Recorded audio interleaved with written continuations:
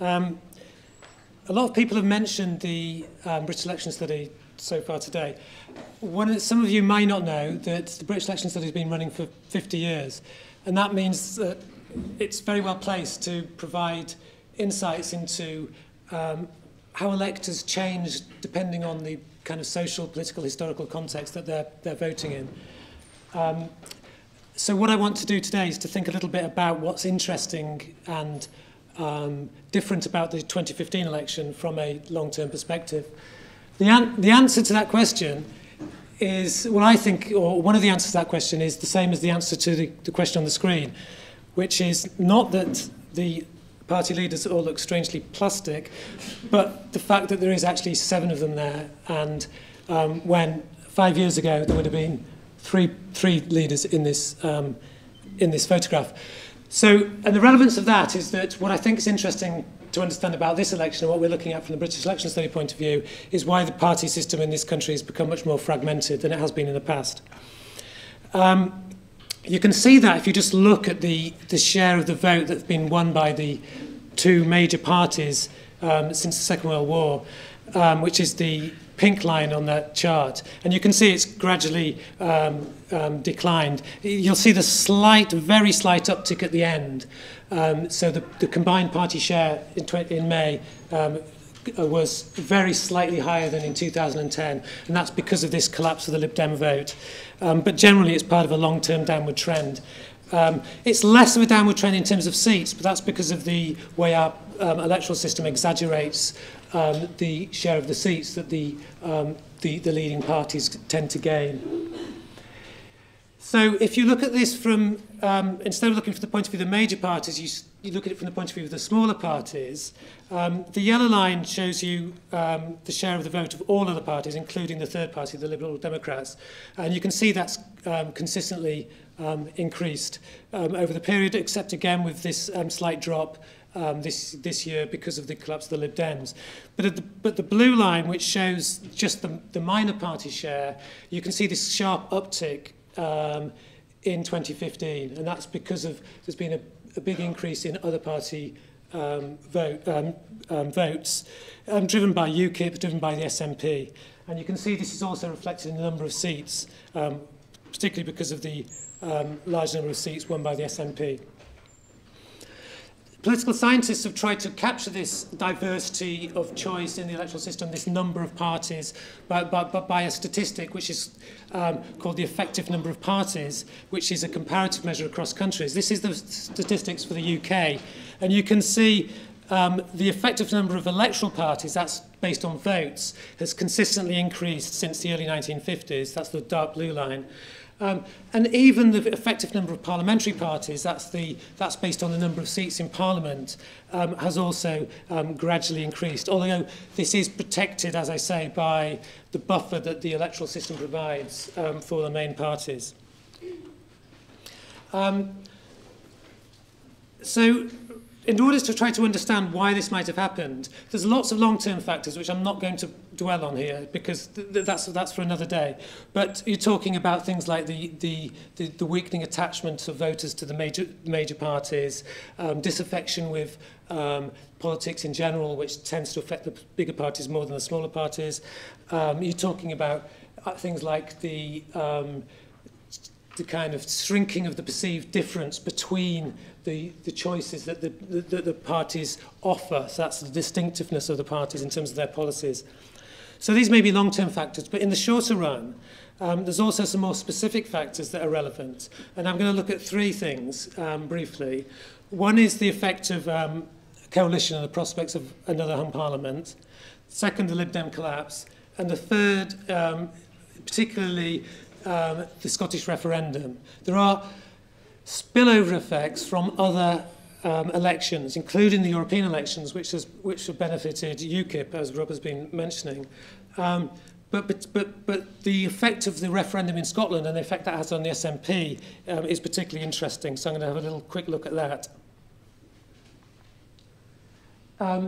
So thinking first about the prospect of a hung parliament, some work I'm doing with Jane Green, my colleague on the BES, and Chris Prosser, is essentially trying to understand why the prospect of a hung parliament might make voting for a minor party make more sense. So I think there's two conditions we're talking about. One is these long-term factors. There has to be a pre-existing disaffection with the main parties before people will start voting for smaller parties.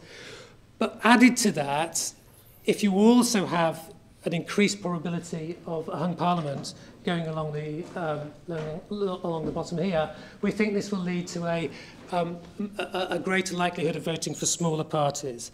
And the reasons for that, well, essentially, if you put yourself into the head of somebody who supports a smaller party, so trying to do the kind of trick that Peter does, if you put your head into the voter of, who likes the Greens or another smaller party. Under normal conditions, you may think, well, actually, it's not worth voting for that party because they probably won't have any influence. They're not going to win the election outright. So it's kind of a bit of a waste of time. Now, when a hung parliament is likely in the prospect of a coalition, that logic becomes reversed. You might start thinking, well, actually, voting for a larger party perhaps doesn't make so much sense because they're going to have to compromise on their decisions anyway. Voting for a smaller party, they may actually have a lot of leverage. They may have the balance of power in a hung parliament. So the logic of voting for a smaller party might be increased. We had a quick look at some of the evidence for this based on the post-election wave of the BES, comparing that to a pre-election question about the likelihood of each party winning. And what we find is that people who didn't foresee a majority, that's people who expected a hung parliament, were much more likely in the event to vote for one of the smaller parties. Now, these red figures are the post-election figures, and they're quite dramatically different to the figures on the left, which are the ones that the voters expect a majority. So there's quite a strong difference there. Right, the second thing I wanted to mention was the Scottish referendum. So we know that the SNP were already doing quite well. They won the elections in 2011 in Scotland. They're particularly doing well about people who wanted independence. Well, what you see here is the vote intention split by whether they intended or did vote yes, compared to those who voted or intended to vote no. So the dashed lines are yes voters. So what you see is that before the election, the SNP had an advantage amongst yes voters, but that diverges hugely at the referendum itself. So when the referendum takes place, there's a big split. So the yes voters become much more likely to vote for the SNP, or say they'll vote for the SNP. And then that gets even stronger coming into 2015. And it remains strong, such that 90% of people who said they voted yes back in September then reported voting for the SNP in Scotland post-election. So it's had a huge impact. Now, people will say, well, there are lots of other important factors going on, like, you know, this requires other factors like disaffection with Labour. It requires support for the SNP anti-austerity programme. I had a look at one of those factors quickly over the weekend, which was to look at to see whether there was a differential effect for people who supported austerity against people who were against austerity. That's people who thought that reducing the deficit was necessary, absolutely necessary, versus people who didn't think it was absolutely necessary. And what you see is that, in fact, the difference still persists. SNP can get over 90% of voters who voted yes, regardless of their views on the deficit. So it seems that this independence dimension is outweighing other factors.